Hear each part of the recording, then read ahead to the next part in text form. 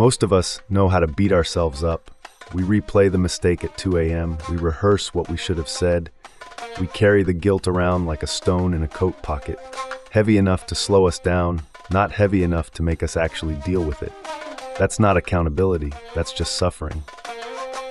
But there's another failure on the opposite end. Some men brush off real mistakes, make excuses, and call it moving on. They confuse self-forgiveness with avoiding the mirror. That's not peace either. Real self-forgiveness lives in the narrow space between those two habits, and it's harder than both of them. Here's what forgiveness actually means. To forgive is to release a debt, not to deny it existed. Think about forgiving someone else. You're not saying what they did was fine. You're saying you're no longer going to carry the weight of it. Self-forgiveness works the same way. You release yourself from endless internal punishment. That is different from releasing yourself from the obligation to do better. Marcus Aurelius wrote that we should not treat the past as anything other than what it is, past. What remains is what you do now. That's not a license to be careless. It's a call to get moving.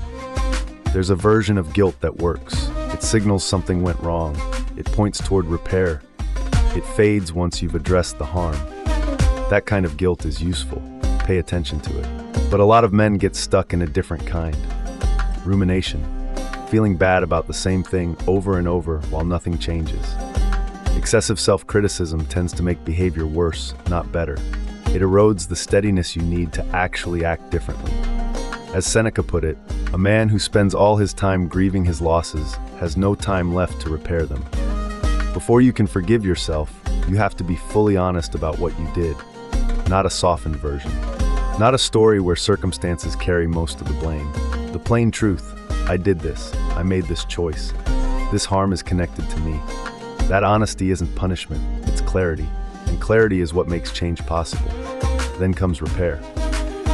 If you've hurt someone, the question isn't just how do I feel better, it's what do I owe? Sometimes you can apologize directly, sometimes you can correct something concrete. Sometimes repair has to happen indirectly, by doing better with the people in front of you now. Either way, behavior is the real signal. Anyone can say sorry. What matters is what comes after.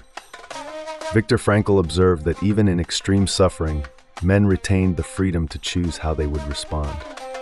That freedom is real. It doesn't disappear because the hard thing was something you caused.